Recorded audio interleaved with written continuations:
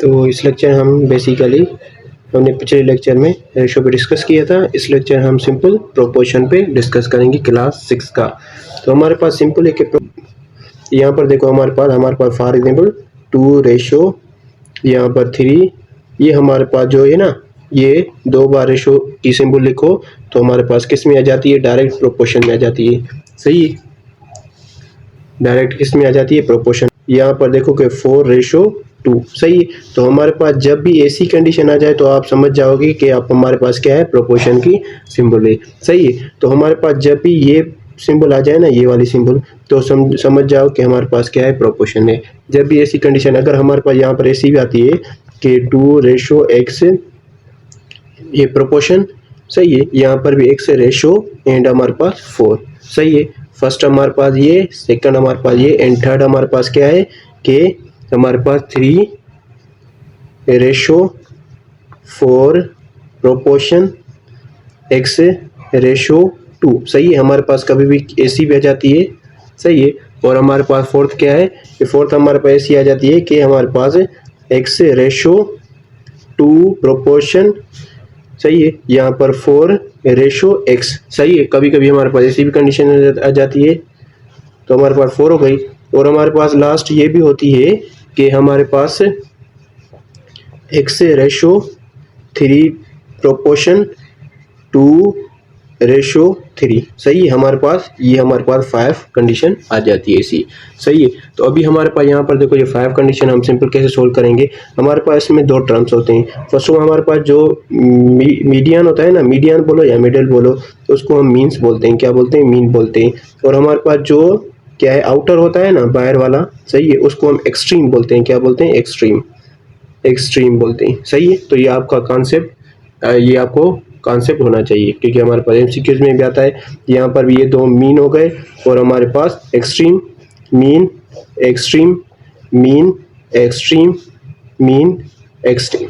सही है, तो अभी इसमें क्या है कि सिंपल अगर मैं एक कोई भी क्या है कि सोल्व करूंगा, उसके बाद आप इजीली कोई भी सोल्व कर सकते हो। तो हम 5 करेंगे। फर्स्ट ऑफ ऑल 5 हमारे पास क्या है कि x रेशो 3 प्रोपोर्शन 2 रेशो हमारे पास 3। अभी हम सिंपल क्या है कि मीन जो हमारे पास है ना, वो मीन से मिलाएंगे और एक्सट्रीम को हम एक्सट्रीम से मिलाएंगे। तो हमारे पास यहाँ पर देखो कि हम एक्सट्रीम को यहाँ पर लेके आएंगे, तो हमारे पास x मल्टीप्लाई करेंगे, एंड नहीं करेंगे, क्या करेंगे, मल्टीप्लाई करेंगे जब भी हम। और दूसरी बात, हमारे पास जब भी हम इसको सोल्व करेंगे तो हमारे पास ये जो प्रोपोर्शन की सिंबल है ना, ये हमारे पास इज इक्वल टू में कन्वर्ट हो जाएगी। तो यहाँ पर ये इज इक्वल टू, सही है, हमारे पास क्या एक्सट्रीम आ गए, अभी मीन, ये दोनों, इन दोनों को मल्टीप्लाई करना है, 3 × 2। सही है, अभी सिंपल है, इसको मल्टीप्लाई करके सोल्व करना है। तो x को 3 से मल्टीप्लाई करेंगे, 3 को 2 से मल्टीप्लाई करेंगे तो 6।